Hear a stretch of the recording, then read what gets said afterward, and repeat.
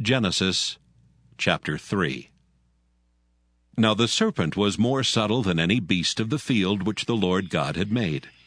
And he said unto the woman, Yea, hath God said, Ye shall not eat of every tree of the garden? And the woman said unto the serpent, We may eat of the fruit of the trees of the garden. But of the fruit of the tree which is in the midst of the garden, God hath said, Ye shall not eat of it, neither shall ye touch it, lest ye die. And the serpent said unto the woman, Ye shall not surely die.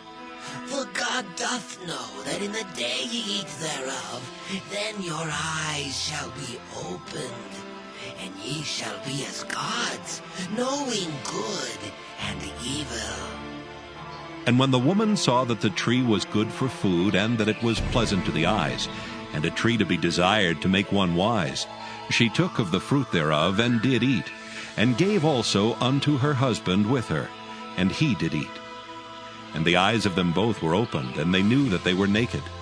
And they sewed fig leaves together, and made themselves aprons. And they heard the voice of the Lord God walking in the garden in the cool of the day. And Adam and his wife hid themselves from the presence of the Lord God amongst the trees of the garden. And the Lord God called unto Adam, and said unto him, Where art thou? And he said, I heard thy voice in the garden, and I was afraid because I was naked, and I hid myself. And he said, Who told thee that thou wast naked? Hast thou eaten of the tree whereof I commanded thee that thou shouldest not eat?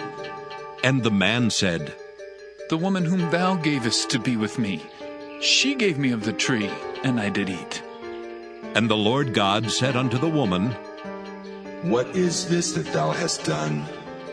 And the woman said, The serpent beguiled me, and I did eat. And the Lord God said unto the serpent, Because thou hast done this, thou art cursed above all cattle, and above every beast of the field. Upon thy belly shalt thou go, and dust shalt thou eat all the days of thy life. And I will put enmity between thee and the woman, and between thy seed and her seed. It shall bruise thy head, and thou shalt bruise his heel.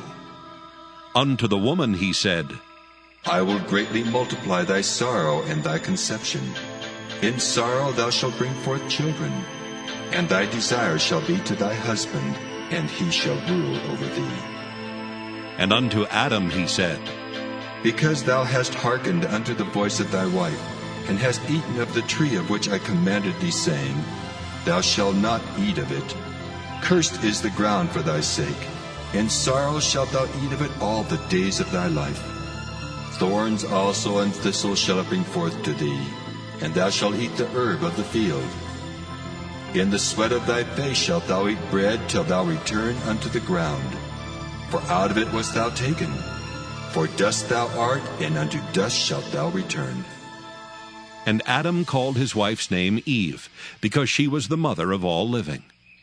Unto Adam also and to his wife did the Lord God make coats of skins, and clothed them.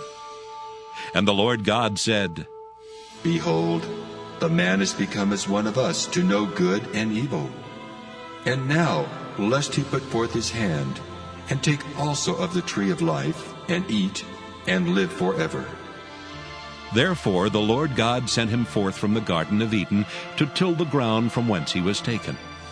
So he drove out the man, and he placed at the east of the Garden of Eden cherubims, and a flaming sword which turned every way,